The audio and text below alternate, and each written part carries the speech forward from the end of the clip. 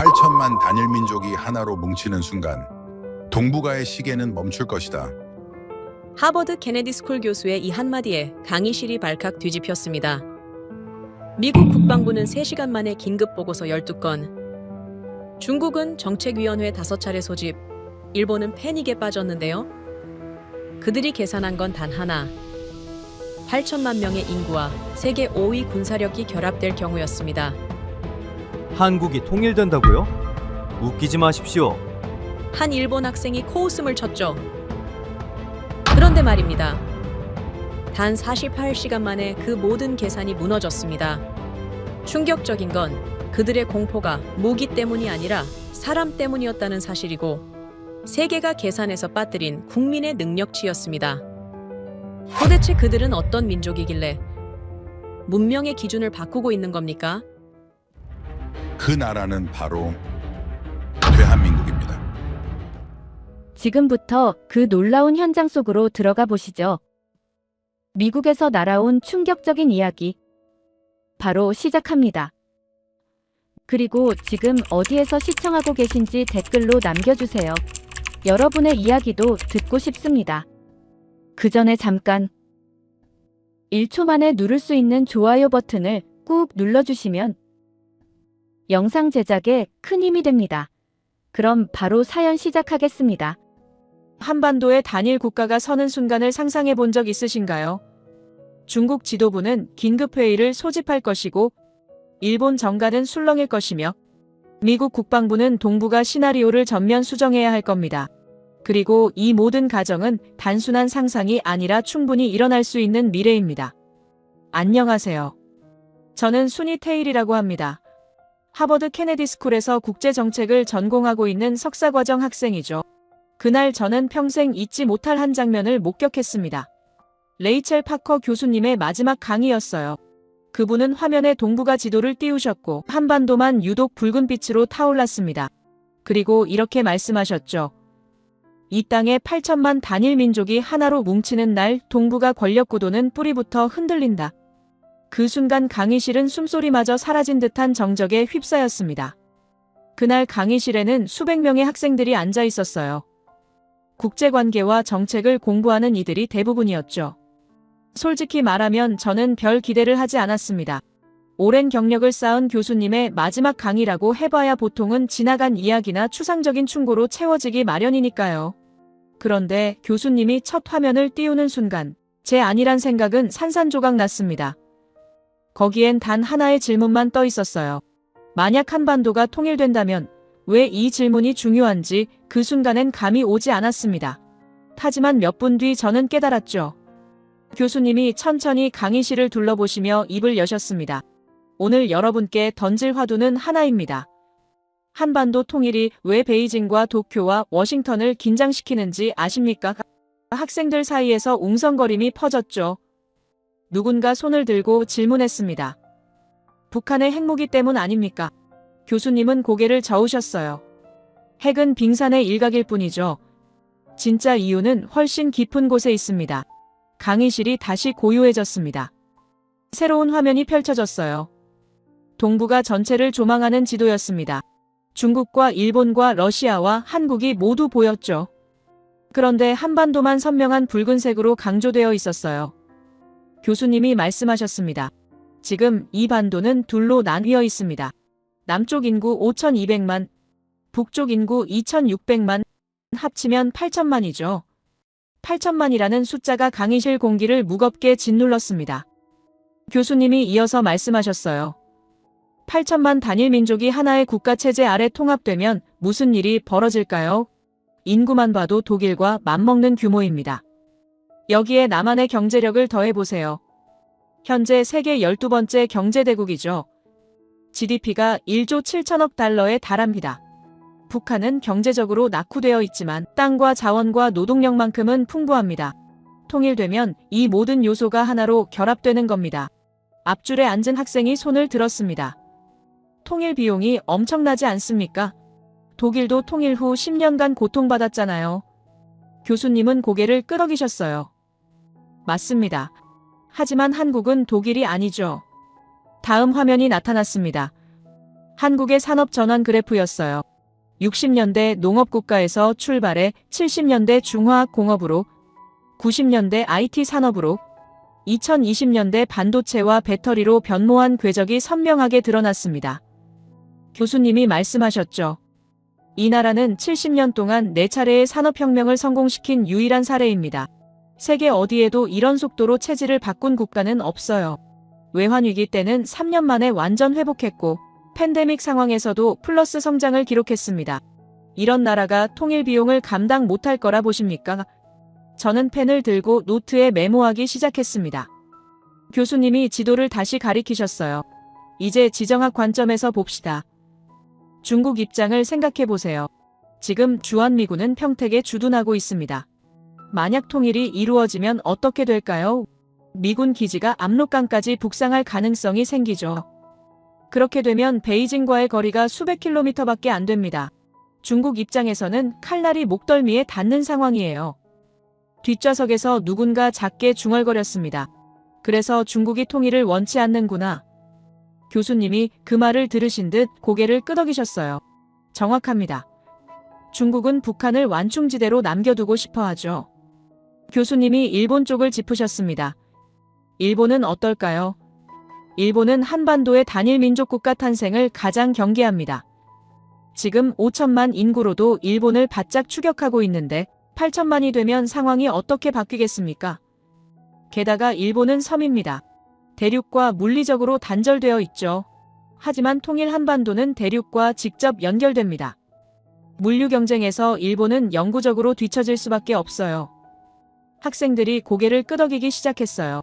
저도 이제 윤곽이 잡히기 시작했습니다. 교수님이 미국 쪽을 설명하셨습니다. 미국의 입장은 복잡합니다. 지금은 북한 위협 덕분에 주한미군 주둔 명분이 확실하죠. 하지만 통일되면 그 명분 자체가 사라집니다. 물론 중국 견제라는 전략적 가치는 여전히 남지만 8천만 단일 민족 국가가 미국의 영향권 안에 영원히 머물 거라 확신할 수 있을까요? 미국도 불안한 겁니다. 앞줄 학생이 손을 들었습니다. 그럼 통일 자체가 불가능하다는 말씀이십니까? 주변국들이 전부 반대하는데요. 교수님은 미소를 지으셨어요. 좋은 질문입니다. 하지만 역사는 늘 예측을 빗나가 왔죠. 교수님이 군사력 자료를 띄우셨습니다. 현재 한국 군사력은 세계 5위권입니다. 북한은 35위에서 36위 사이에 있죠. 통일되면 북한의 구식 무기 대부분은 폐기될 겁니다. 하지만 폐기되지 않을 것이 하나 있어요. 바로 핵 관련 기술과 과학자들입니다. 북한은 핵무기를 개발한 나라죠. 그 기술과 인력은 사라지지 않습니다. 통일 한반도가 핵을 완전히 포기한다 해도 그 잠재력만큼은 남아요. 세계 5위권 군사력의 핵 잠재력까지 갖춘 국가가 탄생하는 겁니다. 강의실이 웅성거리기 시작했어요. 교수님이 물류 지도를 띄우셨습니다. 화면에는 철도 노선들이 펼쳐졌죠. 시베리아 횡단철도가 붉은 선으로 표시되어 있었고 한반도를 관통하는 경의선과 경원선이 파란 선으로 이어져 있었어요. 교수님이 설명하셨습니다.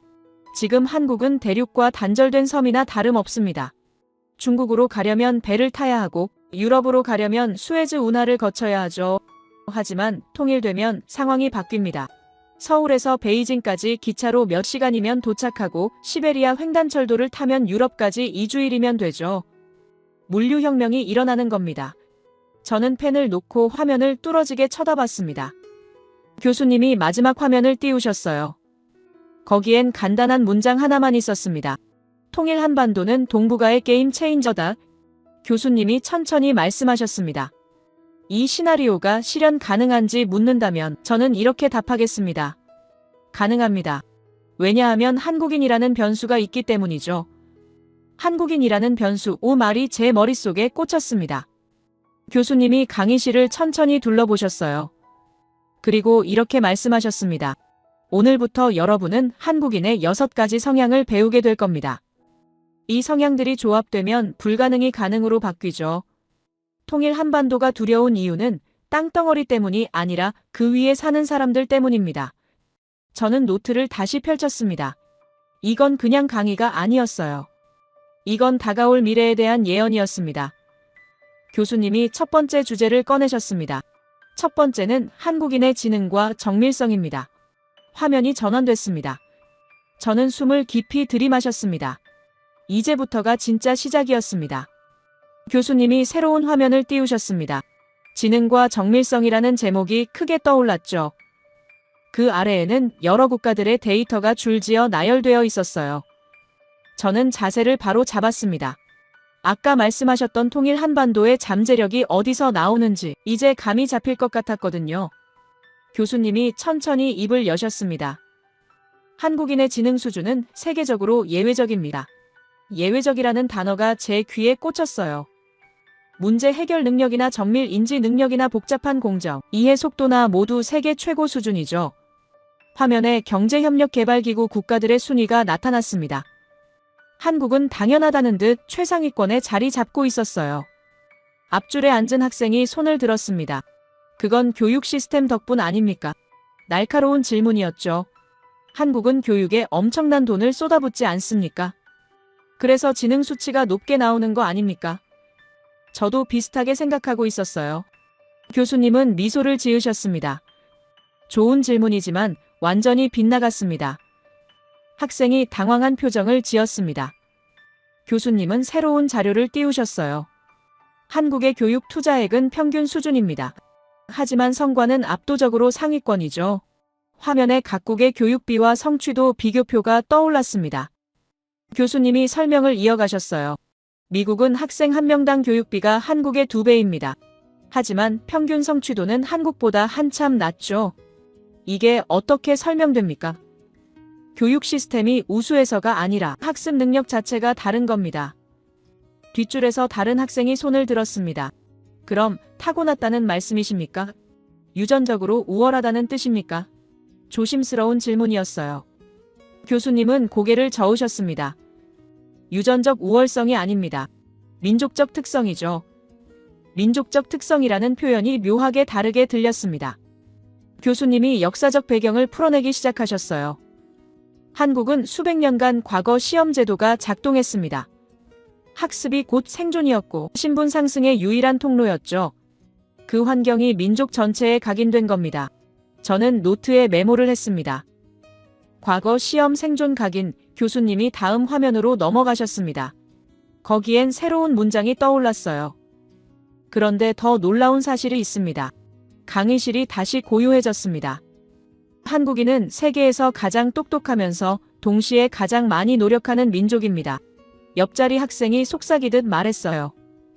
그건 과도한 경쟁 때문 아닙니까? 작은 목소리였지만 교수님이 들으셨습니다.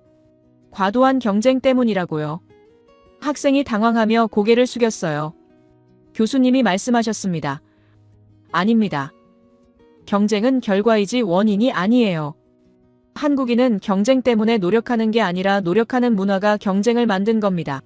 원인과 결과가 뒤집힌 해석이었죠. 저는 그 말이 묘하게 가슴에 와닿았습니다. 교수님이 구체적인 수치를 띄우셨어요. 60대, 70대의 스마트폰 적응 속도가 세계 1위입니다. 60대가 새로운 기술을 배우는 게 경쟁 때문일까요? 아무도 대답하지 못했습니다. 아닙니다. 이건 배움 자체가 습관이기 때문이에요. 이건 그냥 노력하는 수준이 아닙니다. 이건 민족 전체가 스스로를 끊임없이 업그레이드하는 겁니다. 저는 잠시 생각에 잠겼어요. 제 할머니도 스마트폰을 잘 쓰시지만 한국의 어르신들은 정말 다른 수준이라는 얘기를 들은 적이 있었거든요. 교수님이 실제 사례를 풀어놓기 시작하셨습니다. 50대가 코딩을 배우고 60대가 영상 채널을 운영하고 70대가 스마트폰 금융 앱을 능숙하게 다룹니다. 이게 한국의 현실이에요. 앞줄 학생이 다시 손을 들었습니다. 그럼 미국은 어떻습니까? 실리콘밸리에 천재들이 많지 않습니까? 좋은 질문이었어요. 교수님은 미국 자료를 띄우셨습니다. 미국은 상위 1%가 이끄는 나라입니다. 화면에 미국의 능력 분포 그래프가 나타났습니다.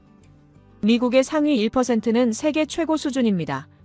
하지만 나머지는 솔직히 말하면 많이 떨어지죠. 그래프의 상단만 높게 치솟아 있었고 나머지는 평평했어요. 미국은 소수의 천재가 국가를 끌고 가는 구조입니다.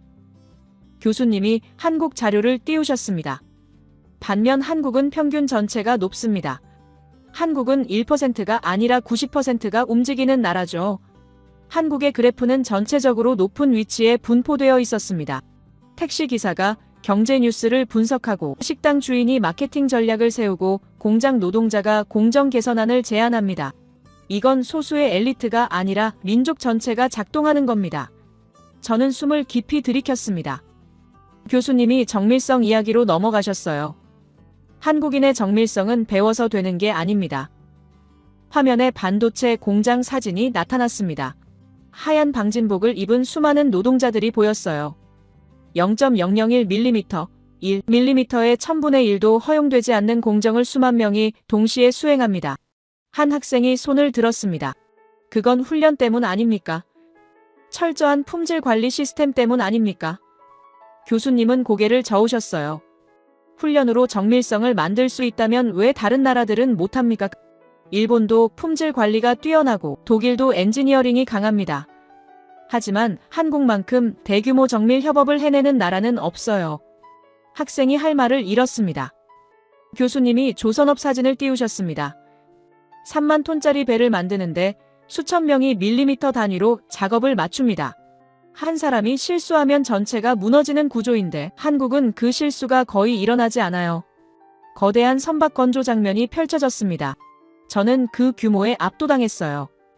이건 정밀함이 민족적 본능으로 자리 잡은 겁니다. 교수님의 목소리에 힘이 실렸습니다. 저는 문득 맨 처음 봤던 통일 시나리오가 떠올랐어요.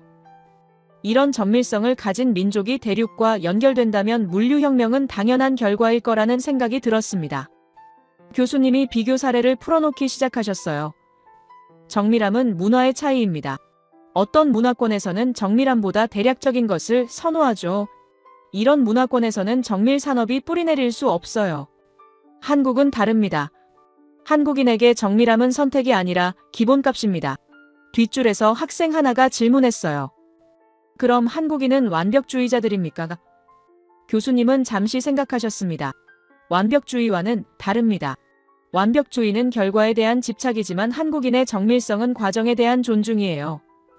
그 차이가 결과를 만듭니다. 교수님이 마지막 정리를 하셨습니다. 한국인들은 머리가 좋습니다. 그 똑똑함 위에 끊임없는 노력을 더해요. 그리고 그 모든 것을 정밀하게 실행합니다. 교수님이 천천히 강의실을 둘러보셨습니다. 한국의 기적은 정책이나 제도 때문이 아닙니다. 국민의 능력이 국가 시스템을 앞서고 있기 때문이에요. 한 학생이 조심스럽게 손을 들었습니다. 그럼 한국은 완벽한 나라입니까? 교수님은 고개를 저으셨어요. 완벽하다는 게 아닙니다. 다르다는 거죠. 한국인의 기본 능력치 자체가 세계 기준을 벗어났다는 겁니다. 기준을 벗어났다는 말이 강하게 울렸어요. 저는 노트에 적었습니다. 90%가 움직이는 나라 민족 전체의 정밀성, 그리고 강에 처음 해봤던 8천만 통일 한반도의 모습이 겹쳐졌습니다. 이런 능력을 가진 민족이 대륙과 연결되고 시베리아 횡단철도를 타고 유럽까지 뻗어나간다면 교수님이 다음 주제를 예고하셨습니다. 자, 이제 두 번째 특성으로 넘어가겠습니다. 화면이 바뀌었습니다. 저는 깊은 숨을 들이마셨습니다. 지능과 정밀성만으로도 충분히 놀라웠는데 아직 5가지가 더 남았습니다. 교수님이 새로운 슬라이드를 천천히 띄우셨습니다. 화면에 떠오른 문장을 보는 순간 저는 고개를 갸우뚱했어요. 한국인은 빨리빨리의 민족이 아니라 미리 하는 민족이다. 빨리빨리와 미리 하는 것이 다른 건가요? 교수님이 학생들의 표정을 읽으신 듯 말씀하셨습니다. 여러분 모두 빨리빨리라는 한국어를 들어본 적 있으실 거예요. 그런데 한국인의 이 빨리빨리 문화는 오해받는 부분이 많죠. 강의실이 조용해졌습니다. 한 학생이 손을 들었어요. 교수님, 그건 성격이 급한 거 아닙니까? 조급하고 여유가 없는 거 아닙니까? 서구 언론이 항상 하던 해석이었습니다. 저도 그렇게 알고 있었어요. 교수님은 정색하셨습니다. 완전히 틀렸습니다. 학생이 당황했어요. 한국인의 빨리빨리는 성격이 급한 게 아닙니다. 이건 뭐든 미리 해야 직성이 풀리는 습성이에요. 미리 해야 직성이 풀린다는 표현이 독특했습니다. 그때였습니다. 뒷줄에 앉아있던 일본인 학생이 손을 들었어요. 저는 그 학생을 알고 있었습니다. 하야코라는 이름의 도쿄대 출신 교환학생이었죠. 교수님, 제가 자료를 하나 준비했는데 공유해도 될까요? 교수님이 고개를 끄덕이셨습니다. 하야코가 자신의 노트북을 열었어요. 화면에 일본 연구기관의 보고서가 떠올랐습니다. 이건 일본 경제산업성에서 발표한 자료입니다. 한국의 빨리빨리 문화가 품질 저하와 안전사고로 이어진다는 분석이 있어요. 실제로 한국은 산업재해율이 OECD 평균보다 높지 않습니까? 강의실이 술렁이기 시작했습니다. 하야코가 계속 말했어요. 일본은 신중함을 중시합니다. 안전을 확인한 후에 움직이죠. 그래서 우리는 세계에서 가장 안전한 제조 시스템을 가지고 있습니다. 속도보다 안정성이 중요하지 않습니까? 그의 목소리에는 자신감이 묻어났어요. 저는 교수님의 반응을 지켜봤습니다. 교수님은 잠시 침묵하셨습니다. 그리고 아주 평범한 말투로 입을 여셨어요. 좋은 자료입니다. 그런데 하야코, 한 가지 물어봐도 될까요? 하야코가 고개를 끄덕였습니다. 일본은 5G 상용화가 언제였죠? 하야코가 잠시 망설였어요. 2020년입니다. 교수님이 고개를 끄덕이셨습니다. 한국은 2019년이었습니다. 세계 최초였죠. 그럼 4G는요? 하야코의 표정이 굳어지기 시작했습니다. 한국이 2011년, 일본이 2015년입니다. 3G는 한국이 2006년, 일본이 2010년이었어요. 교수님의 목소리는 여전히 평온했습니다. 하야코의 손이 미세하게 떨리는 게 보였어요. 교수님이 계속 말씀하셨습니다. 하야코, 당신이 말한 신중함은 맞습니다. 하지만 그 신중함의 결과를 봅시다. 일본의 디지털 전환 순위는 OECD 최하위권입니다. 팩스와 도장 문화가 아직도 남아있죠. 안전을 확인한 후에 움직인다는 건 좋지만 확인하는 동안 세상은 이미 변해 있습니다. 하야코가 입술을 깨물었어요. 교수님, 하지만 한국의 산업재해율은 교수님이 새로운 데이터를 띄우셨습니다. 한국의 산업재해율은 2010년대 초반 높았습니다. 하지만 지금은 OECD 평균 수준이에요. 개선 속도를 보십시오. 5년 만에 절반으로 줄었습니다. 일본은 30년간 거의 그대로죠. 하야코의 다리가 부들부들 떨리는 게 보였습니다. 교수님이 의자에 기대 앉으셨어요. 하야코, 당신이 가져온 자료는 10년 전 자료입니다. 그 10년 동안 한국은 문제를 발견하고 고쳤어요. 일본은 문제가 없다고 생각하며 그대로 있었죠. 이게 차이입니다. 하야코가 멋쩍은 웃음을 지었습니다. 하지만 그의 손은 여전히 떨리고 있었어요. 앞줄에 앉은 학생들이 서로를 쳐다봤습니다. 저는 노트에 적었습니다. 미리 움직이고 문제를 고친다. 교수님이 본론으로 돌아오셨습니다. 한국인은 기존의 것들을 빨리 끝내고 다음 단계로 나아가려고 합니다. 교수님은 슬라이드를 연달아 넘기기 시작하셨어요. 세계 최초 2세대, 3세대, 4세대, 5세대 이동통신 상용화, 모두 한국입니다. 화면에 연대표가 나타났습니다. 다른 나라들은 한참 뒤에 따라오고 있었어요.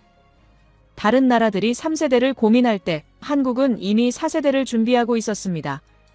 한 학생이 손을 들었습니다. 교수님, 그건 정부가 강제로 밀어붙인 거 아닙니까? 날카로운 질문이었어요. 교수님은 고개를 저으셨습니다. 정부가 밀어붙인 게 아닙니다. 국민이 먼저 받아들인 거예요. 화면에 새로운 데이터가 떴습니다. 5G 가입자 증가 속도를 보십시오. 정부가 보급한 게 아니라 국민이 먼저 가입했습니다. 그래프가 급격하게 상승하고 있었어요. 한국인은 새로운 기술이 나오면 기다리지 않습니다. 즉시 도입하죠. 교수님은 핵심으로 들어가셨습니다. 여러분, 이건 효율성으로 직결되는 문제입니다. 효율성이라는 단어가 등장했습니다. 어떠한 상황에 처했을 때 가장 효율적으로 빠르게 처리하는 사람들은 두말할 것 없이 한국인들입니다. 교수님의 목소리에 확신이 담겨 있었어요. 코로나19 팬데믹 때를 기억하십니까? 화면에 드라이브스루 검사소 사진이 나타났습니다. 한국이 만든 드라이브스루 검사, 미국 의료진조차 왜 우리는 이걸 생각 못했지 하며 충격받았어요. 차 안에서 검사를 받는 장면이 보였습니다. 신속, 안전, 효율, 세 가지를 동시에 해결한 겁니다. 뒷줄 학생이 손을 들었습니다. 교수님, 그건 우연 아닙니까? 급한 상황에서 나온 아이디어 아닙니까? 교수님은 미소를 지으셨어요. 우연이라고요. 그럼 이것도 우연일까요? 교수님이 다음 사례들을 빠르게 띄우셨습니다. 배달 시스템 30분 배달이 기본입니다. 대중교통 도착 시간 오차 플러스 마이너스 10초. 이것도 우연입니까? 화면에 실시간 버스 도착 정보가 나타났어요. 재난 발생부터 제도 개편까지 수개월, 다른 나라는 논의만 5년에서 10년 걸립니다. 학생이 할 말을 잃었습니다. 이건 우연이 아니라 시스템입니다. 민족 전체가 효율성에 최적화되어 있는 거예요. 교수님이 비교를 시작하셨습니다. 일본은 늦게 시작합니다. 화면에 일본의 팩스와 도장, 문화사진이 떴어요. 안전을 확인한 후에 움직이기 때문에 디지털 전환이 세계 최하위권입니다. 하야코의 얼굴이 붉어졌습니다. 앞줄 학생이 질문했어요. 교수님, 그럼 일본이 틀린 겁니까? 교수님은 고개를 저으셨습니다. 틀린 게 아니라 다른 겁니다. 일본은 안정을 선택했고 한국은 속도를 선택한 거죠. 하야코가 고개를 숙였어요. 저는 그의 떨리는 손을 다시 봤습니다. 교수님이 핵심을 말씀하셨어요. 일본은 늦게 시작하고 한국은 이미 시작해 있습니다. 이 문장이 두 나라의 차이를 명확하게 보여줬습니다. 강의실이 완전히 조용해졌어요. 교수님은 더 깊은 설명으로 들어가셨습니다. 한국인의 빨리빨리에는 생존 본능이 담겨 있습니다. 생존 본능이라는 표현이 강하게 다가왔어요. 한국인은 빨라서 빨리 하는 게 아닙니다. 멈추는 것이 위험하기 때문에 빨리 끝내는 거예요. 멈추는 것이 위험하다는 말이 충격적이었습니다. 한국인에게 정체는 곧 뒤처짐을 의미합니다.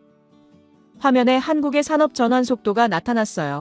지체하면 뒤처진다는 집단적 압박감이 항상 존재하죠. 한 학생이 손을 들었습니다. 교수님, 그럼 한국인은 항상 불안한 겁니까? 쉬지 못하는 겁니까? 진지한 질문이었어요. 교수님은 잠시 생각하셨습니다. 불안하다기보다는 다음을 준비하는 겁니다. 한국인은 쉬는 것과 멈추는 것을 구분해요. 구분한다는 표현이 흥미로웠습니다.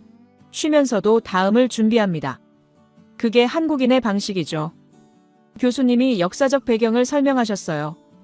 한국은 강대국들에 둘러싸여 있었고 멈추면 침략당했고 느리면 식민지가 됐습니다. 화면에 한반도 지도가 나타났죠. 생존하려면 남들보다 빨리 움직여야 했고 남들보다 미리 준비해야 했어요. 이제 한국의 빨리빨리가 이해되기 시작했습니다.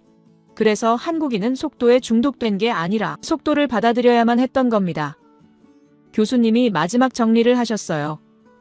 한국인의 빨리빨리는 조급함이 아니라 생존 전략입니다. 생존 전략이라는 말이 머릿속에 꽂혔습니다. 한국인은 빠른 게 아니라 미래를 먼저 삽니다. 미래를 먼저 산다는 표현이 완벽했죠. 다른 나라들이 현재를 사는 동안 한국은 이미 다음 단계를 살고 있습니다. 저는 노트에 이 문장을 적었어요. 한국은 미래를 먼저 사는 나라. 그리고 좀 전에 들었던 통일 한반도의 TSR 철도가 떠올랐습니다. 이런 속도를 가진 민족이라면 대륙 연결을 가장 빨리 실현할 거라는 확신이 들었어요. 하야코는 여전히 고개를 숙이고 있었습니다. 교수님이 다음 주제를 예고하셨어요. 자, 이제 네 번째 특성으로 넘어가겠습니다. 화면이 바뀌었습니다. 저는 깊은 숨을 들이마셨습니다. 교수님이 새로운 슬라이드를 띄우셨습니다. 화면에는 변화 적응력이라는 제목이 떠올랐어요. 그 아래에는 굵은 글씨로 문장 하나가 적혀 있었습니다. 한국은 변화 자체를 일상으로 받아들이는 유일한 민족이다. 교수님이 천천히 입을 여셨어요. 여러분, 대부분의 국가들은 변화를 싫어합니다. 강의실이 조용해졌습니다. 변화는 위험이고, 변화는 불안이며, 변화는 혼란이죠. 교수님의 목소리가 강의실에 울렸습니다. 그러나 한국은 변화를 기본값으로 삼습니다. 한국에게 변화는 충격이 아니라 리듬이에요. 한 학생이 손을 들었어요. 교수님, 그건 선택권이 없어서 그런 거 아닙니까? 작은 나라라서 변화할 수밖에 없는 거 아닙니까? 날카로운 질문이었습니다. 교수님은 고개를 저으셨어요. 선택권이 없다고요. 그럼 같은 조건의 다른 나라들은 왜 못할까요? 학생이 당황했습니다.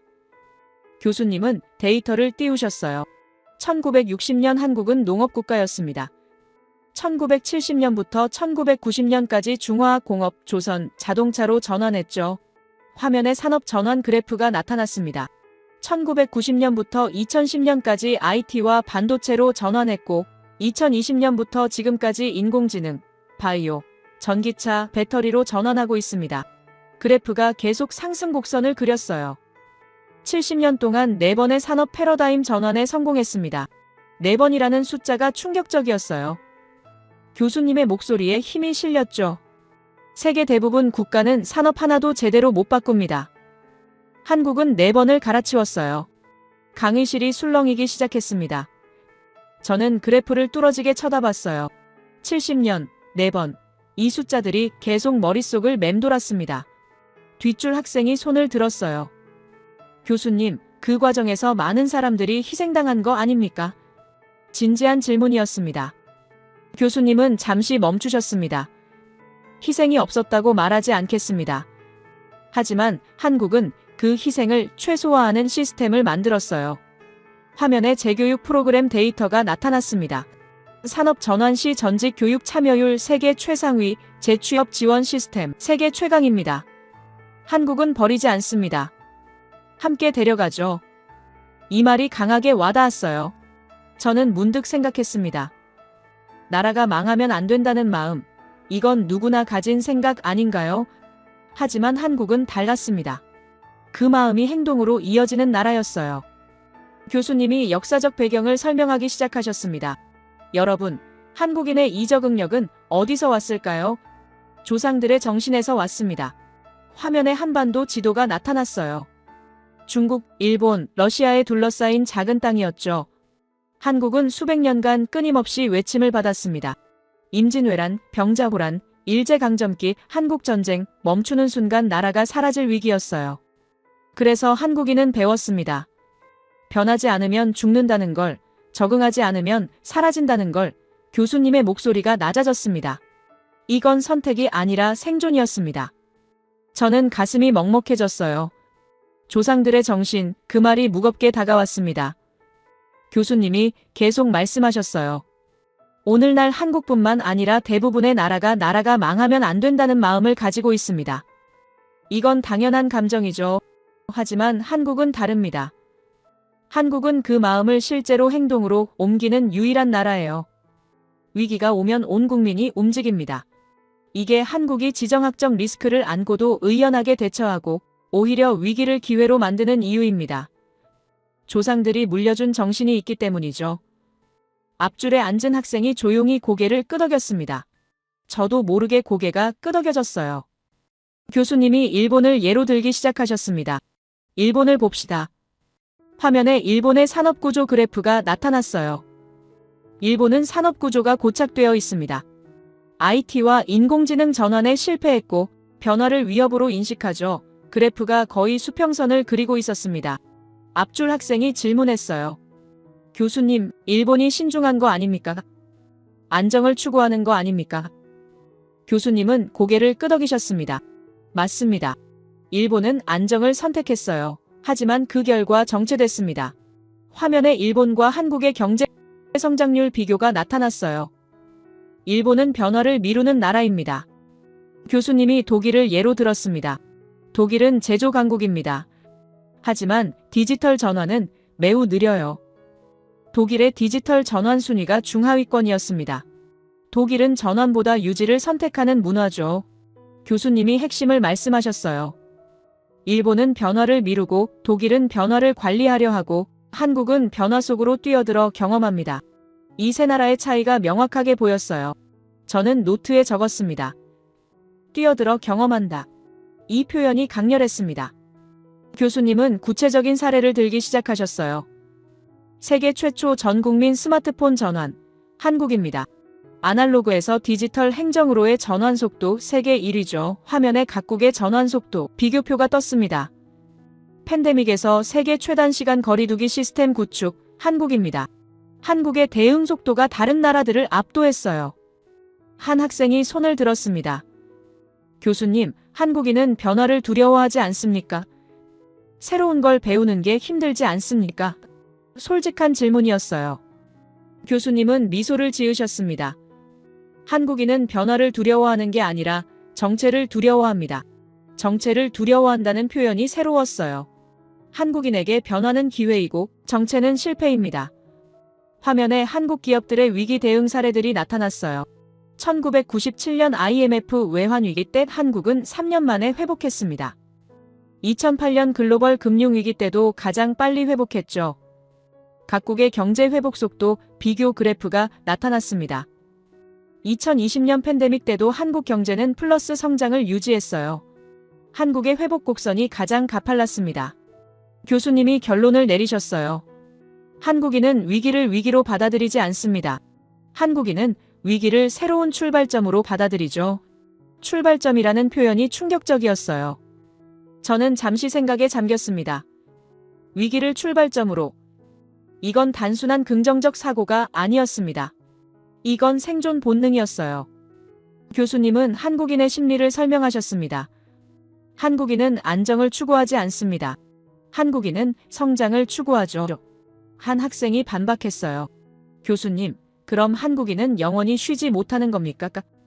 교수님은 고개를 저으셨습니다. 쉬지 못하는 게 아니라 멈추지 않는 겁니다.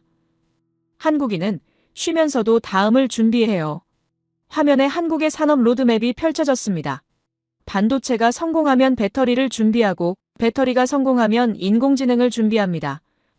한 산업이 정점에 도달하기 전에 이미 다음 산업에 투자하고 있어요.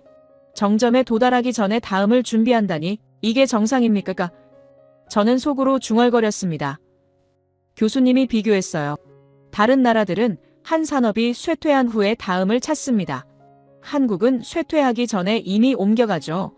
화면에 여러 나라들의 산업 전환 타이밍이 나타났습니다. 한국의 타이밍이 다른 나라들보다 훨씬 빨랐어요. 이게 바로 한국이 항상 앞서가는 이유입니다. 저는 숨을 깊이 들이켰어요. 이건 민족 차원의 패러다임이 다른 겁니다. 교수님이 마지막 정리를 하셨어요. 한국은 변화를 두려워하지 않습니다. 한국은 변화를 즐기죠.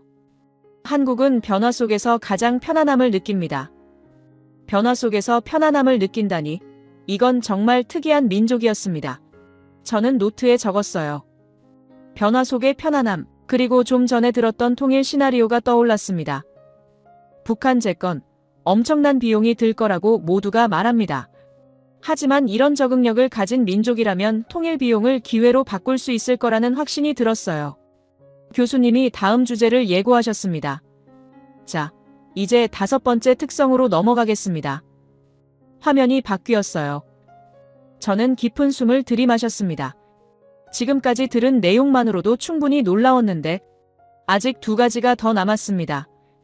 제 손에 땀이 맺히기 시작했어요. 교수님이 새로운 슬라이드를 띄우셨습니다. 화면에는 집단지능이라는 제목이 크게 떠올랐어요. 그 아래에는 문장 하나가 적혀 있었습니다. 한국인의 집단지능은 개인 능력의 합이 아니라 폭발이다. 교수님이 천천히 입을 여셨어요. 여러분, 한국인은 혼자도 강하지만 함께일 때는 무적입니다. 무적이라는 단어가 강의실을 울렸습니다. 강의실이 조용해졌어요. 학생들 사이에 웅성거림이 흐르기 시작했습니다.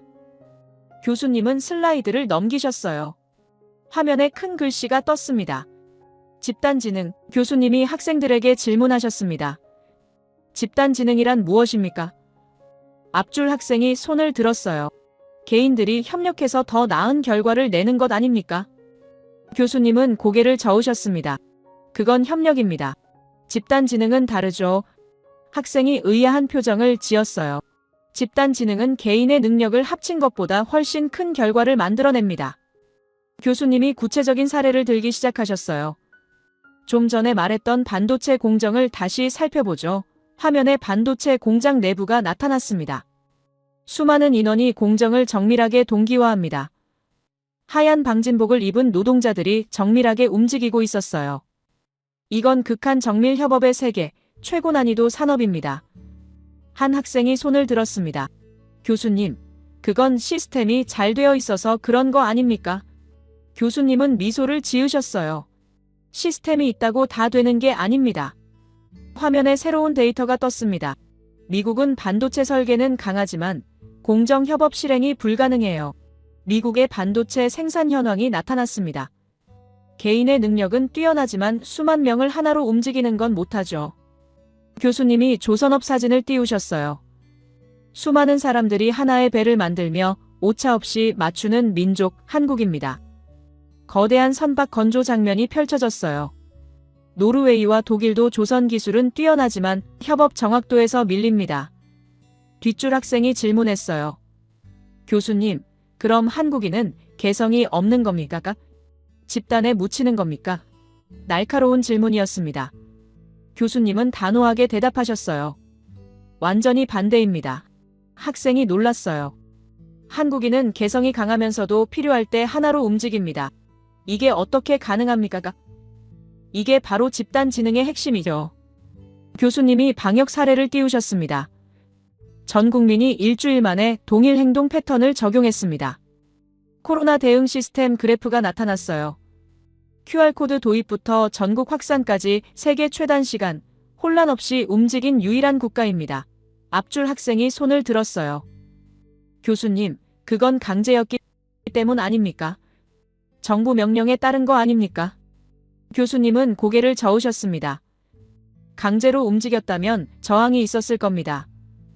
화면에 각국의 방역 준수율이 나타났어요. 한국의 자발적 준수율은 90%가 넘었습니다. 자발적이라는 단어가 중요했어요. 이건 협조가 아닙니다. 집단 차원의 사고 통합이죠. 교수님이 비교 사례를 들기 시작하셨습니다. 미국을 봅시다. 화면에 미국의 데이터가 나타났어요. 천재는 강하지만 집단 실행력은 약합니다. 미국의 코로나 대응 혼란 사진들이 떴어요.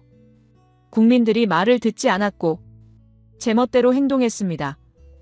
프로젝트 속도와 정밀도에서 한국을 못 따라가죠. 교수님이 프랑스를 예로 들었어요. 프랑스는 개인 자유와 의견 존중이 강합니다. 프랑스의 시위 사진이 나타났어요. 하지만 전 국민 동시 행동은 거의 불가능하죠. 교수님이 인도를 예로 들었습니다. 인도는 인력은 많지만 조직력이 약합니다. 인도의 대규모 인파 사진이 떴어요. 대규모 협업 난이도가 매우 높죠. 교수님이 결론을 내리셨어요. 집단으로 가장 강한 민족은 한국 하나뿐입니다. 한 학생이 조심스럽게 손을 들었습니다. 교수님, 그럼 한국인은 어떻게 그렇게 움직이는 겁니까? 궁금증이 가득한 질문이었어요. 교수님은 새로운 개념을 꺼내셨습니다. 한국인의 정서 동기화 능력입니다.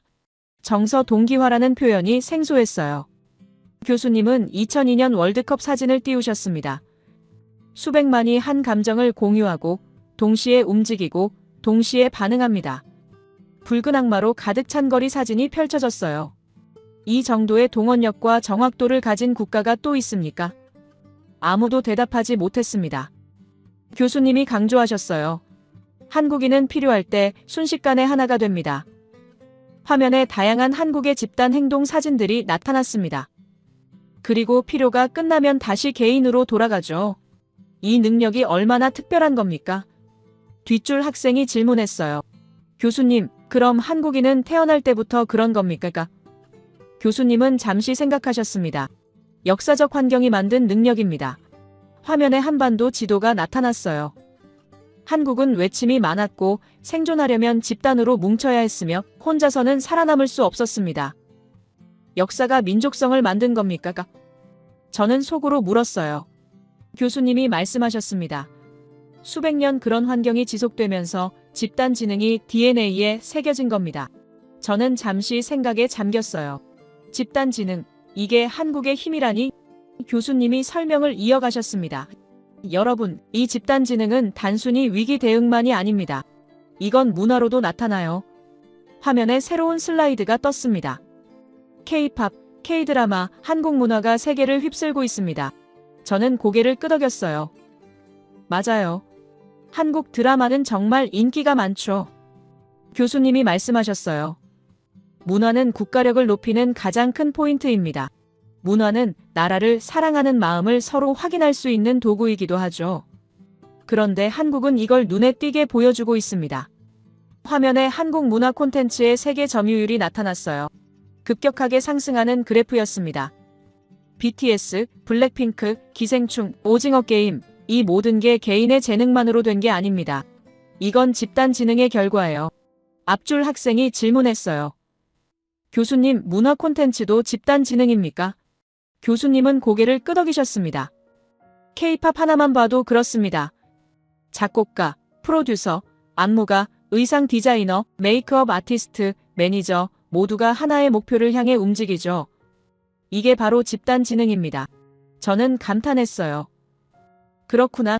한국 문화의 힘도 여기서 나오는 거구나. 교수님이 계속 말씀하셨어요. 그리고 이런 문화적 성공은 오히려 한국이라는 나라가 더욱 성장하는 계기가 됩니다. 세계가 한국을 주목하고 한국 제품을 사고 한국어를 배우고 한국을 방문하죠. 이게 선순환입니다.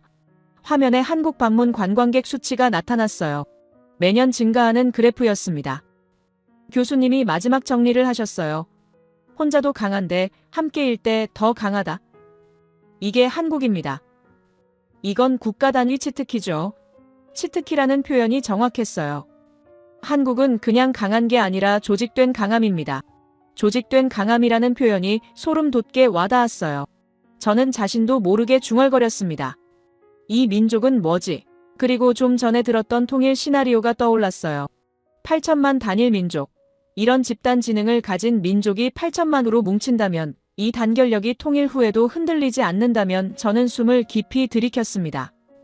교수님이 다음 주제를 예고하셨어요. 자, 이제 6번째 특성으로 넘어가겠습니다. 화면이 바뀌었습니다. 저는 자세를 고쳐 앉았어요. 지금까지 5가지 특성을 들었는데 마지막 하나가 가장 궁금했습니다. 교수님의 표정이 진지해졌어요. 마지막 특성, 이게 모든 걸 하나로 묶는 핵심이라는 느낌이 들었습니다. 교수님이 새로운 슬라이드를 띄우셨습니다. 화면에는 끈기와 생존력이라는 제목이 떠올랐어요. 그 아래에는 강렬한 문장이 적혀 있었습니다. 한국인은 포기하지 않는 민족이 아니라 포기할 줄 모르는 문명이다. 교수님이 천천히 입을 여셨어요. 여러분, 한국의 근성은 서사나 감정이 아닙니다. 강의실이 조용해졌습니다. 한국의 근성은 데이터입니다. 교수님은 IMF 그래프를 띄우셨어요. 1997년 IMF 외환위기, 20년 걸릴 위기를 3년 만에 끝낸 민족은 세계 역사상 한국이 유일합니다. 그래프가 급격하게 하락했다가 빠르게 회복하는 모습이 보였어요. 강의실이 술렁이기 시작했습니다. 한 학생이 손을 들었어요. 교수님, 그건 운이 좋았던 거 아닙니까? 타이밍이 맞았던 거 아닙니까? 날카로운 질문이었습니다. 교수님은 고개를 저으셨어요. 운이라고요. 교수님이 비교 데이터를 띄우셨습니다. 좀 전에 변화 적응력에서 이야기했지만 한 가지 예를 들기 위해 다시 이야기하겠습니다. 그리스는 20년간 부채 위기를 반복했어요. 아르헨티나는 IMF에 반복 진입했습니다. 화면에 두 나라의 경제 그래프가 나타났어요. 회복 곡선이 거의 보이지 않았습니다. 같은 위기를 겪었는데 왜 한국만 회복했습니까? 학생이 할 말을 잃었어요. 운이 아니라 시스템입니다. 교수님이 강조하셨어요. 저는 노트에 적었습니다. 시스템, 운이 아니라 시스템. 교수님은 한국의 대응 방식을 설명하기 시작하셨습니다. 한국의 끈기는 정신력이 아니라 행동력입니다. 행동력이라는 표현이 새로웠어요. 국민 금 모으기 운동 아십니까? 화면에 금을 들고 줄 선 사람들의 사진이 나타났습니다. 350만 명이 자발적으로 금을 내놨어요. 350만이라는 숫자가 엄청났습니다. 기업 구조 조정을 동시에 실행했고 국민 소비 절제율이 세계 최고였으며 정부와 기업과 국민이 모두 참여한 유일한 경제 정상화 프로세스였습니다. 앞줄 학생이 손을 들었어요. 교수님, 그건 정부가 강요한 거 아닙니까? 교수님은 단호하게 대답하셨습니다. 강요했다면 350만 명이 참여할 수 있었겠습니까? 학생이 고개를 숙였어요. 이건 자발적 참여였습니다. 국가를 살리기 위한 집단적 결단이었죠. 교수님의 목소리에 힘이 실렸습니다. 한국의 끈기는 버티는 힘이 아니라 문제를 부숴버리는 힘입니다. 부숴버린다는 표현이 강렬했어요. 저는 숨을 깊이 들이켰습니다. 한국은 가만히 있어도 강해 보이는데 움직이면 그 강함이 폭발하는 느낌이었어요. 뒷줄 학생이 질문했습니다. 교수님, 그럼 다른 나라들은 왜 그렇게 못합니까? 좋은 질문이었어요. 교수님은 그리스를 예로 들기 시작하셨습니다. 그리스를 자세히 봅시다. 화면에 그리스의 경제 지표가 나타났어요. 2010년 그리스 위기가 시작됐습니다. IMF가 구제금융을 제공했죠. 하지만 20년이 지난 지금도 회복하지 못했어요. 왜일까요? 교수님이 그리스의 대응 방식을 설명하셨습니다. 그리스는 국민과 정부가 따로 움직였어요. 정부는 긴축을 요구했지만 국민은 저항했습니다. 집단적 실행과 희생 조정에 실패했죠. 그래프가 계속 하락하고 있었어요. 교수님이 아르헨티나를 예로 들었습니다. 아르헨티나는 더 심각합니다. 화면에 아르헨티나의 경제 그래프가 떴어요. 아르헨티나는 2001년 IMF에 진입했습니다. 2018년 또다시 진입했죠. 2024년에도 여전히 위기 상태예요. 왜 반복될까요? 국민과 기업과 정부 간 단합이 실패했습니다. 서로를 믿지 못했고 각자 살 길을 찾았죠. 이게 차이입니다. 저는 한국과의 차이가 명확하게 보였어요. 한국은 모두가 하나로 움직였고 그리스와 아르헨티나는 따로 움직였습니다. 교수님이 핵심을 말씀하셨어요. 한국은 단합이 감정이 아니라 위기 시스템으로 작동합니다. 한 학생이 조심스럽게 손을 들었습니다. 교수님, 그럼 한국인은 위기를 좋아하는 겁니까? 교수님은 미소를 지으셨어요. 좋아하는 게 아니라 위기를 성장 기회로 바꾸는 겁니다. 화면에 새로운 개념이 나타났습니다. 실패 처리 방식, 한국인의 실패 처리 방식은 독특합니다. 교수님이 설명하기 시작하셨어요. 실패를 두려워하지 않고 실패에서 분석 포인트를 바로 추출하며 같은 실수를 거의 반복하지 않고 국가 전체가 재도약하는 구조입니다. 이 4단계가 자동으로 일어난다는 겁니까? 저는 속으로 놀랐어요. 교수님은 구체적인 사례를 들기 시작하셨습니다. 항공과 철도 안전도 세계 인류입니다. 화면에 안전지수가 나타났어요. 재난 대응 시스템은 매번 개선됩니다. 재난별 대응 시간 단축 그래프가 보였어요. 기업들의 혁신 사이클이 매우 빠릅니다.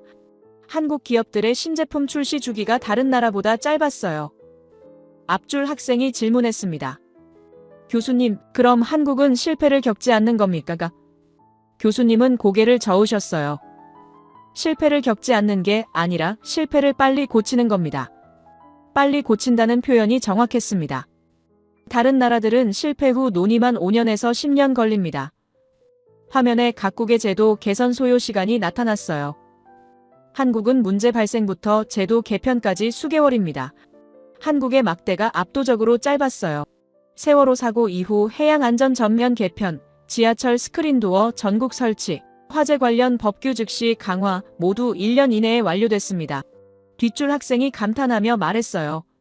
믿기지 않는데요. 교수님은 고개를 끄덕이셨습니다. 저도 처음에는 믿기지 않았습니다. 교수님 자신도 놀라셨다는 겁니까? 하지만 이게 한국입니다. 저는 전율이 느껴졌어요. 교수님이 한국과 그리스, 아르헨티나를 다시 비교하셨습니다. 그리스는 20년간 논의만 했습니다. 국민은 정부를 믿지 않았고 정부는 국민을 믿지 않았죠. 아르헨티나는 30년간 같은 실수를 반복했습니다. 정치권은 싸웠고 국민은 분열됐어요. 하지만 한국은 3년 만에 일어났습니다. 왜일까요? 화면에 세 나라의 비교표가 떴습니다. 한국은 신뢰가 있었습니다. 국민은 정부를 믿었고 정부는 국민을 믿었고 기업은 국가를 믿었어요. 이 신뢰가 행동으로 이어졌습니다. 저는 노트에 적었습니다. 신뢰 행동, 결과, 교수님이 마지막 정리를 하기 시작하셨어요. 한국인은 천재적인 데다가 미래를 미리 보고 빠르게 움직이고 변화를 즐기고 집단으로 사고합니다. 지금까지 배운 내용들이 요약되고 있었어요. 그리고 이제 실패조차 성장 재료로 삼습니다. 교수님의 목소리가 높아졌습니다. 이건 국가가 아니라 하나의 문명입니다. 문명이라는 단어가 강의실을 울렸어요. 저는 잠시 말을 잃었습니다. 이 모든 조합을 가진 민족이 정말 존재합니까? 한 학생이 조용히 손을 들었어요. 교수님, 그럼 한국은 완벽한 겁니까? 교수님은 고개를 저으셨습니다. 완벽하다는 게 아닙니다. 다르다는 겁니다. 다시 나온 표현이었어요. 한국은 새로운 인류의 형태입니다. 새로운 인류라는 표현이 충격적이었어요. 저는 깊은 숨을 들이켰습니다. 그리고 좀 전에 들었던 통일 시나리오가 떠올랐어요. 통일 비용 모두가 걱정합니다. 독일도 10년간 고생했다고 하죠.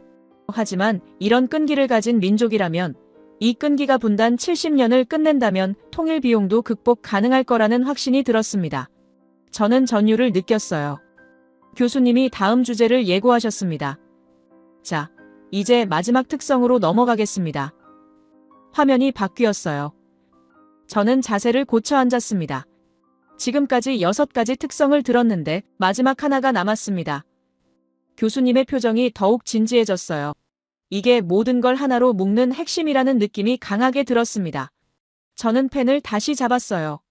마지막 특성, 이게 한국을 완성하는 마지막 퍼즐 조각이라는 생각이 들었습니다. 교수님이 새로운 슬라이드를 띄우셨습니다. 화면에는 시민주권 애국심이라는 제목이 떠올랐어요. 그 아래에는 강렬한 문장이 적혀 있었습니다. 한국인의 애국심은 감정이 아니라 국가 운영 시스템이다. 교수님이 천천히 강의실을 둘러보셨어요. 조용한 강의실에 교수님의 목소리가 울렸습니다. 여러분, 한국인의 모든 힘에는 한 가지 공통된 뿌리가 있습니다. 학생들이 숨을 죽였어요. 화면에 새로운 단어가 떠올랐습니다. 시민주권 애국심, 교수님은 설명을 시작하셨어요.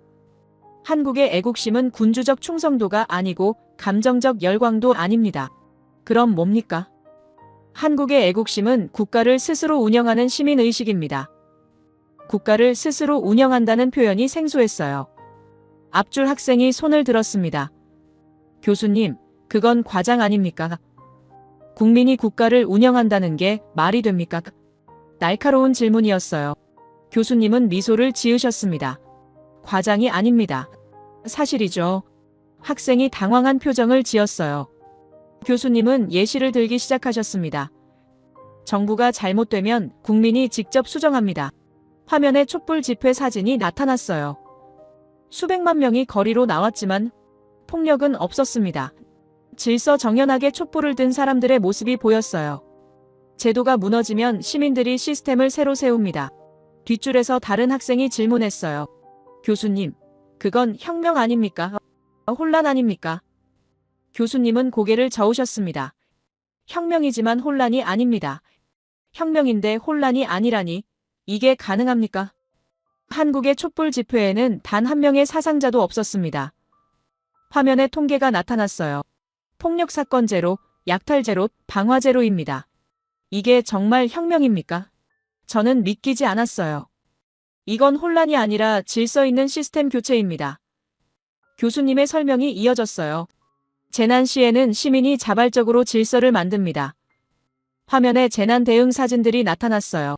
줄 서기, 양보하기, 협력하기 모두 강제가 아니라 자발적입니다. 한 학생이 조심스럽게 손을 들었습니다. 교수님, 그럼 한국 정부는 약한 겁니까? 흥미로운 질문이었어요. 교수님은 고개를 저으셨습니다. 약한 게 아니라 국민과 파트너십을 이루는 겁니다. 파트너십이라는 표현이 새로웠어요. 전 세계 민주주의 중 시민이 실질적 운영자인 국가는 한국이 거의 유일합니다. 거의 유일하다는 말이 또 나왔습니다. 교수님이 잠시 멈추셨어요. 그리고 조심스럽게 입을 여셨습니다. 여러분, 이건 조금 무거운 주제입니다. 민감한 주제일 수도 있어요. 강의실이 더 조용해졌습니다. 하지만 명확한 성격을 보여주는 사례입니다. 한국인은 조용히 세상을 바꿉니다. 변화를 직접 몸으로 보여주죠. 교수님의 목소리가 낮아졌어요. 저는 자세를 고쳐 앉았습니다. 교수님은 비교 사례를 들기 시작하셨습니다. 미국을 봅시다. 화면에 미국의 데이터가 나타났어요. 미국은 민주주의가 강합니다. 미국의 민주주의 지수가 높게 나타났어요. 하지만 시민 결집력은 낮습니다. 화면에 미국의 정치적 분열 사진들이 떴어요. 국가 위기를 국민이 직접 재정비하지 못합니다. 앞줄 학생이 말했어요. 그건 미국이 자유를 중시해서 그런 거 아닙니까? 교수님은 고개를 끄덕이셨습니다. 맞습니다. 하지만 그 자유가 위기 상황에서 약점이 됩니다. 자유가 약점이 될 수도 있다는 겁니까? 저는 놀랐어요. 교수님이 중국을 예로 들었습니다. 중국은 애국심이 강합니다. 화면에 중국의 국가 행사 사진이 나타났어요. 하지만 시민 주거는 아닙니다. 중국의 정치 구조 그래프가 떴어요. 국가가 국민을 관리하는 구조입니다. 교수님이 프랑스를 예로 들었어요. 프랑스는 개인 자유가 강합니다. 프랑스 혁명 기념일 사진이 나타났어요. 하지만 국가적 결집은 잘 안 됩니다. 프랑스의 노란 조끼 시위 사진이 떴어요. 위기 시 혼란이 증가합니다. 교수님이 결론을 내리셨어요. 한국은 시민이 나라를 움직이는 유일한 고도 민주주의입니다. 고도 민주주의라는 표현이 정확했어요. 뒷줄 학생이 질문했습니다. 교수님, 그럼 한국 국민은 항상 정치에 관심이 많습니까? 교수님은 고개를 저으셨어요. 평소에는 개인 생활에 집중합니다. 그럼 언제 움직입니까? 하지만 필요한 순간에는 즉시 결집합니다. 필요한 순간이라는 게 언제입니까? 교수님이 설명하셨어요. 국가 시스템이 잘못됐을 때, 정의가 무너졌을 때, 미래가 위험할 때입니다. 화면에 한국의 역사적 시민운동들이 나타났어요. 그 순간 한국인은 국가를 직접 관리하는 주인으로 변합니다. 주인으로 변한다는 표현이 강렬했어요. 한 학생이 손을 들었습니다. 교수님, 그럼 한국인은 애국심이 강한 겁니까? 교수님은 잠시 생각하셨어요. 애국심이 강하다기보다는 국가를 자기 것으로 생각합니다. 자기 것으로 생각한다는 표현이 묘했어요. 한국인은 국가를 누가 다스리는 대상이 아니라 내가 주인이 된 자산이라고 봅니다. 자산이라는 단어가 정확했어요. 저는 이해가 되기 시작했습니다. 교수님이 계속 말씀하셨어요. 찬성이 있으면 반대가 있습니다. 동전의 양면성이 있죠. 한국도 마찬가지입니다. 국민이 모두 같은 생각을 하는 건 아니에요. 화면에 다양한 의견들이 나타났습니다. 하지만 결국 모두가 원하는 건 평화입니다. 성장입니다. 그리고 나아감입니다. 교수님의 목소리가 부드러워졌어요. 이게 한국 민주주의의 핵심입니다. 싸우지만 함께 가죠. 저는 가슴이 뜨거워지는 걸 느꼈어요. 교수님은 마지막 정리를 하기 시작하셨습니다. 한국의 애국심은 감정이 아니라 시민 운영 시스템입니다. 교수님이 천천히 강의실을 둘러보셨어요. 한국인의 결집력과 속도와 변화는 감정이 아닙니다. 잠시 침묵이 흘렀습니다. 이건 국가적 사고 구조입니다. 국가적 사고 구조라는 표현이 강하게 와닿았어요. 한 학생이 조용히 말했습니다. 이건 민주주의의 새로운 형태네요. 교수님은 고개를 끄덕이셨어요. 정확합니다. 강의실 전체가 웅장한 분위기에 휩싸였습니다. 저는 숨을 깊이 들이켰어요. 그리고 좀 전에 들었던 통일 시나리오가 떠올랐습니다. 통일 후에도 민주주의는 흔들리지 않는다. 이 주권의식이 통일 한반도를 지킨다. 8천만 국민이 주인으로서 나라를 운영한다면 그 어떤 위기도 극복할 수 있을 거라는 확신이 들었어요. 저는 전율을 느꼈습니다. 교수님이 마지막 주제를 예고하셨어요. 자, 이제 마지막 정리로 넘어가겠습니다. 화면이 바뀌었어요. 새로운 제목이 떠올랐습니다. 한국은 300년 걸릴 변화를 단 70년 만에 끝낸 압축 문명이다. 저는 자세를 다시 고쳐 앉았습니다. 지금까지 6가지 특성을 들었어요. 이제 모든 걸 하나로 묶는 마지막 장이 시작되는 거였습니다. 교수님의 표정이 더욱 진지해졌어요. 저는 펜을 다시 잡았습니다. 마지막 장이 한국을 완성하는 최종 결론이라는 생각이 들었어요. 교수님은 마지막 화면을 천천히 띄우셨습니다. 화면이 천천히 바뀌면서 새로운 표가 등장했어요. 제 심장이 빠르게 뛰기 시작했죠. 화면에는 4가지 문명 구분이 나타났습니다. 산업 문명 서구, 문화 문명 일본, 규모 문명 중국, 적응 문명 한국. 강의실이 술렁이기 시작했어요. 학생들이 서로를 쳐다보며 속삭였죠. 교수님이 입을 여셨습니다. 한국은 속도도 운도 아닌 구조 자체가 다른 문명입니다. 구조 자체가 다르다는 말이 강하게 울렸어요. 앞줄 학생이 손을 들었습니다. 문명이라는 표현이 과하지 않습니까? 한국은 아직 선진국 된 지 얼마 안 됐잖아요. 날카로운 질문이었죠. 교수님은 고개를 저으셨습니다. 과하지 않습니다. 정확한 표현이에요. 학생이 당황한 표정을 지었어요. 교수님은 설명을 시작하셨죠. 한국은 서구가 250년에서 300년에 걸쳐 이뤄낸 산업과 제도와 민주주의와 기술 진화를 70년 만에 압축한 유일한 문명입니다. 70년 만에 300년의 변화를 이뤘다는 겁니까? 화면에 비교 연표가 나타났어요. 서구의 산업혁명부터 현대까지의 긴 타임라인과 한국의 짧은 타임라인이 나란히 놓였죠. 이건 불가능해 보이는 일입니다. 교수님이 말씀하셨어요. 하지만 한국은 해냈습니다.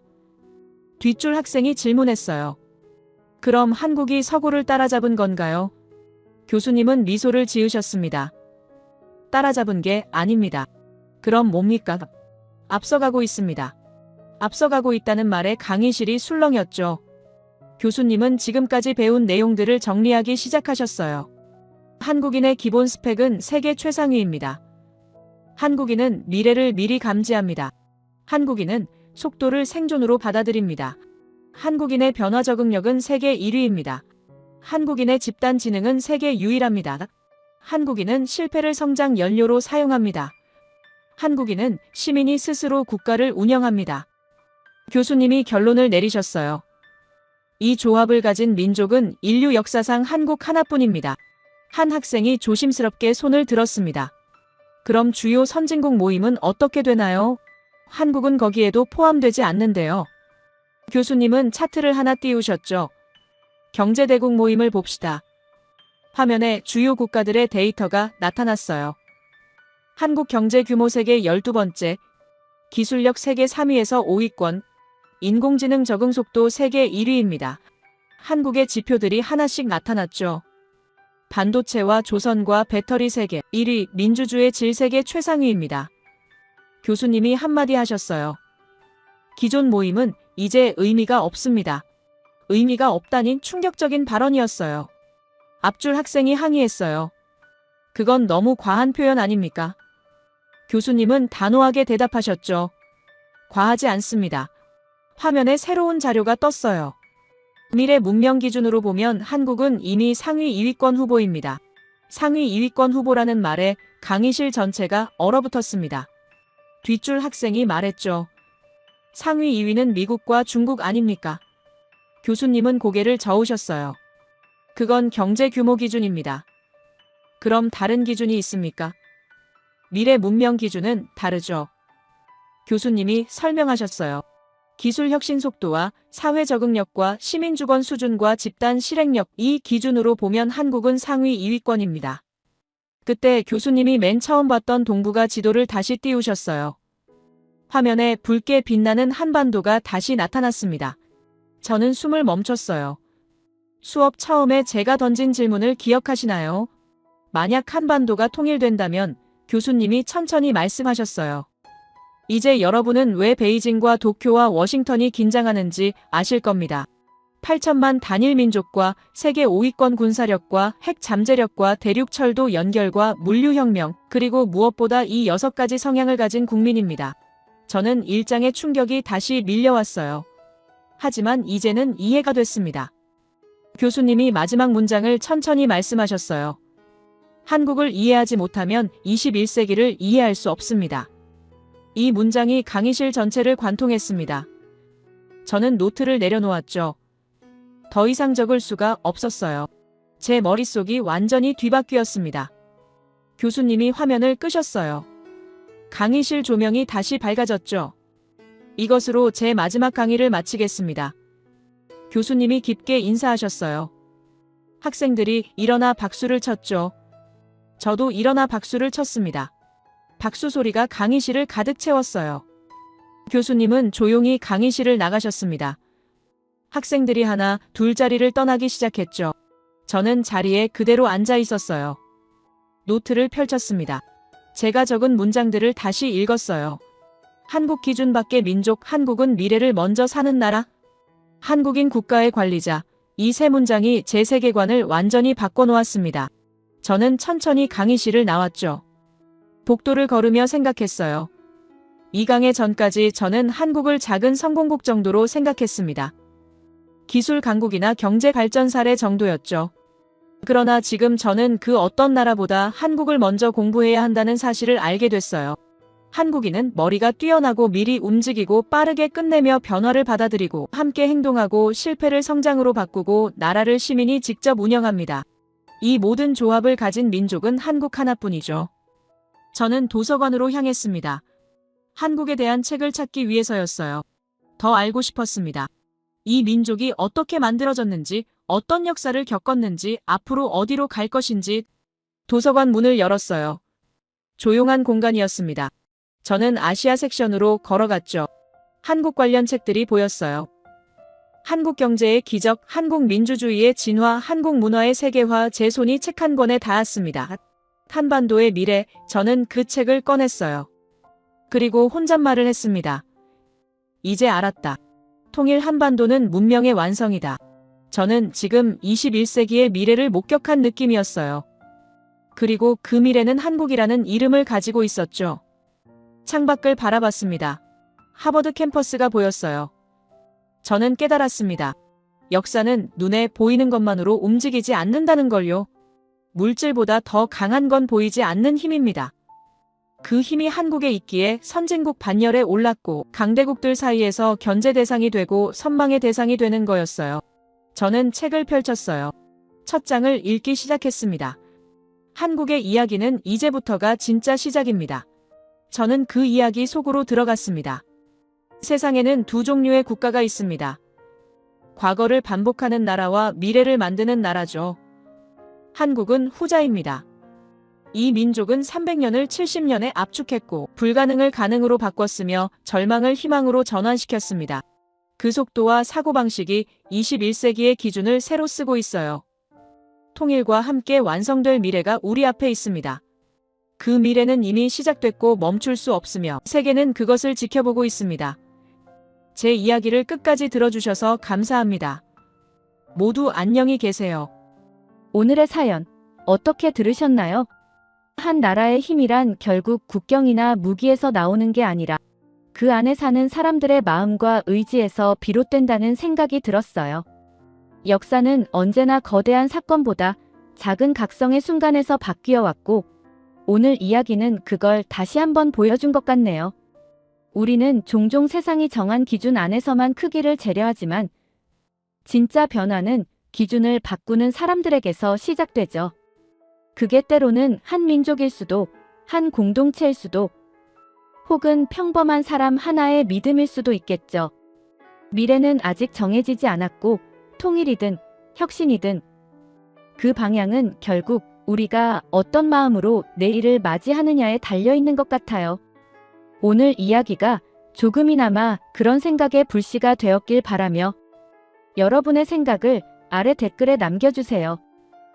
그리고 감동적인 사연을 주변 사람들과 공유하고 함께 이야기 나눠보세요. 마지막으로 1초밖에 걸리지 않는 구독과 좋아요, 알림 설정은 영상 제작에 큰 힘이 됩니다. 지금까지 감동을 담아 여러분께 진심을 전하는 감동담기였습니다.